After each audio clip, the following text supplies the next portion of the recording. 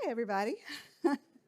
I am Clarissa Peereboom. I am the founder and CMO of TINS, which is a Web3 marketing company. I am also the co-founder of the ABC, and I'd like to introduce my panel, Mr. Lou Kerner of CryptoMondays Collective, and Mr. Hugo Martins of Tether. We sit next to each other, should we Sure. separate? No, wherever you want. Wherever you want, guys. Great. We'll sit here next to Lou. So before this session starts, do I need to move over? Yeah. You're so far away. I have a little joke for the audience. Ready? Oh, nice. Okay. Why did the AI agent refuse to trade crypto? Oh, Nobody? oh boy. Nobody? Because it said, I've already lost enough tokens just trying to talk to humans. Nice. So, don't know if everybody is up to speed on AI and how agent-to-agent payments actually work. So, Lou, why don't you tell us what we're really talking about?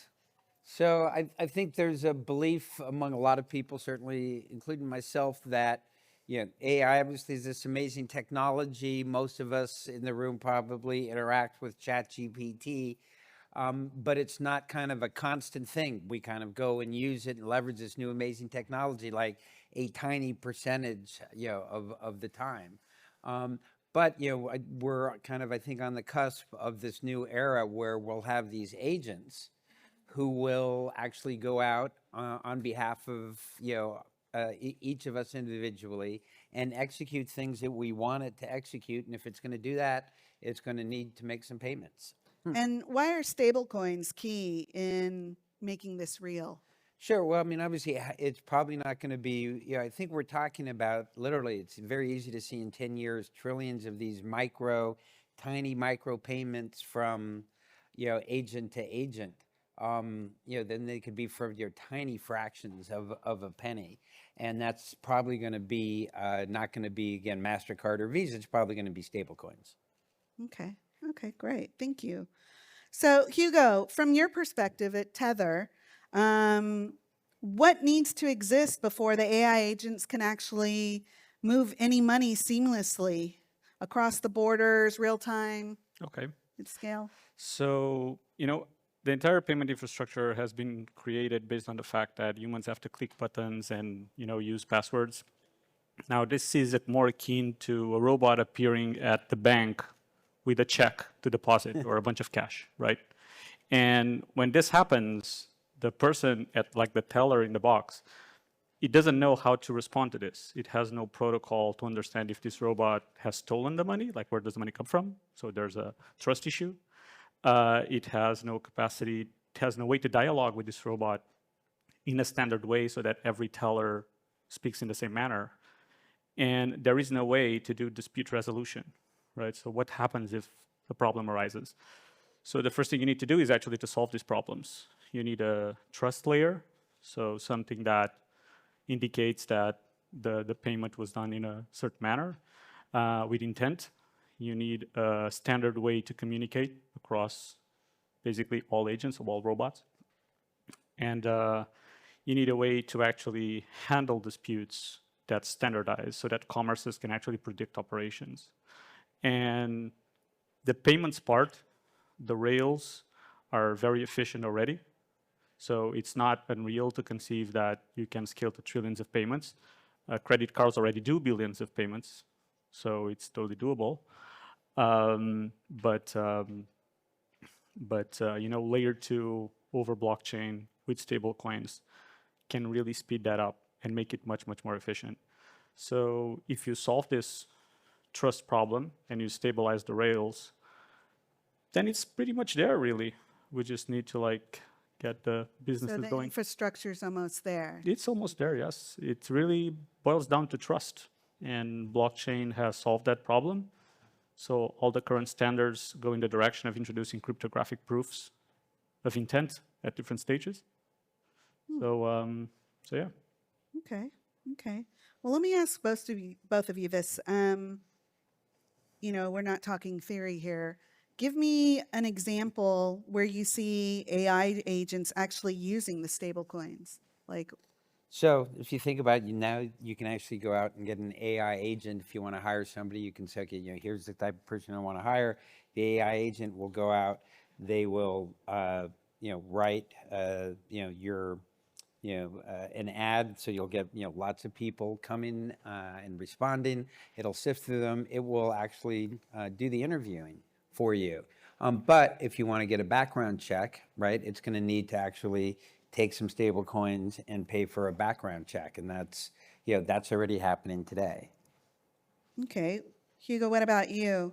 Is there something that would make everyday people or businesses like here in Portugal and Europe Yeah. feel the impact of this? Yeah, I do think that, for example, for businesses, you have a very specific use case, which is there are many payments which happen, especially in industry, which are bundled together once a month or once every X time, simply because humans cannot process the insane amount of payments that would require every single interaction. So you are basically introducing inefficiencies in the system because there are humans in the middle. So a business which is focused on this type of efficiency will most likely find value in solving that. And for retail, I mean, it's pretty clear. You just get an MCP server going. You just connect it to, for example, one of the open protocols that are being tested right now. And immediately your e-commerce has just scaled to LLMs, which are literally the gateway of internet these days. No one else goes to Google anymore. People just go to ChatGPT. So, I mean, yeah, you can extract immediate value from doing this immediately. Okay. Well, let's talk about this. As the payments become autonomous, my husband and I were just talking about this. How do we ensure accountability and trust? What happens when the machines start moving the money faster than what humans can audit and even understand? Because there are stories about basically money recycling, AI agent to AI agent, and basically. There are stories of that? Okay. Yeah. Yeah, I've heard of fraud on the internet. That's Once or twice, right? yeah, it's a thing. Obviously, whatever system you set up, people are going to work to game it. But I think we're actually developing a set of tools where that will. I think look, it's a never-ending cat and mouse game, but I think the tools are getting better actually with this technology to actually stop it. I, for one, think it's a non-issue in the sense that the way the new protocols are being decided is actually to ensure that there's a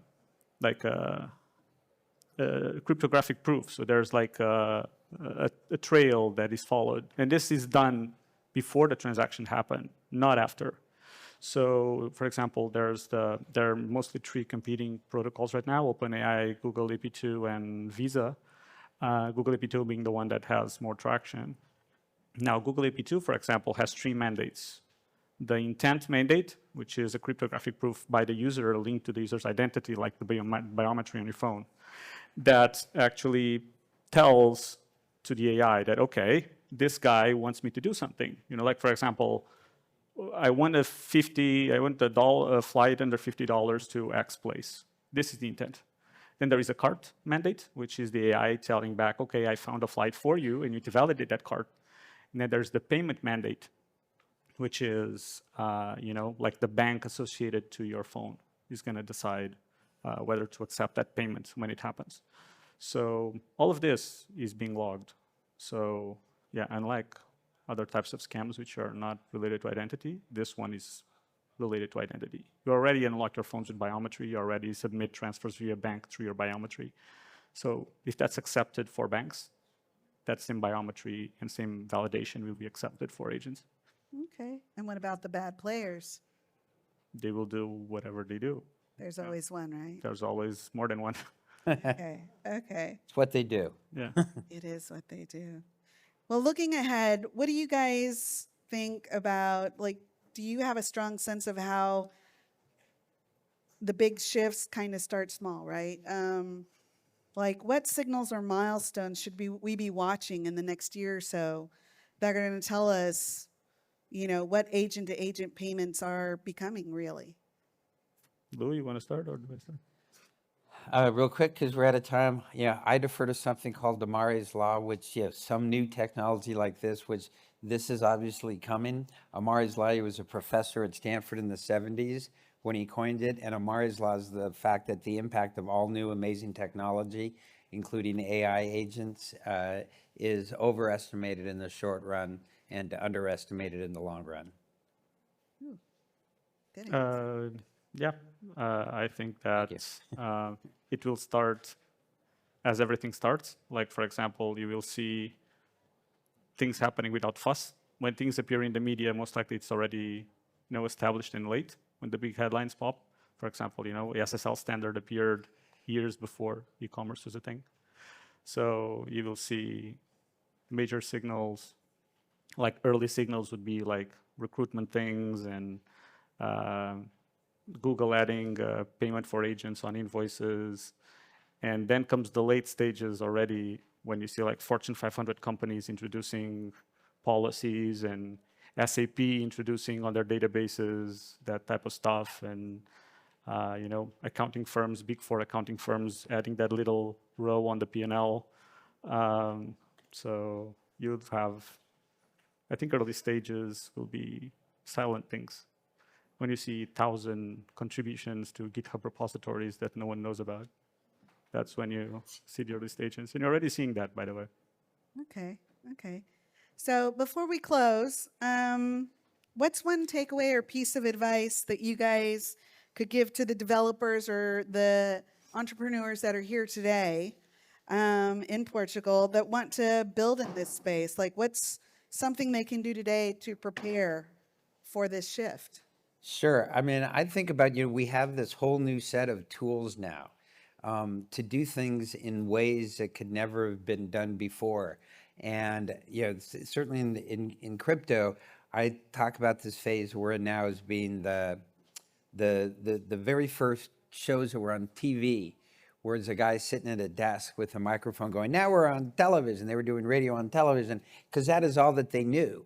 And that's what we're doing right now. And what I'm excited about is what new ways we can reconfigure things and do things a new way and hopefully, make an impact on, we have these ever-growing monopolies that are increasingly malicious. So I think Europe is amazing at research. But we are very bad at making that research into a business, and that's our track record. And there are spaces where No, Tether's done pretty well. Yeah. can't complain. Can't complain. Need to invite the big boy next time. I think that like local AI is a thing where if you can build good product experiences around it.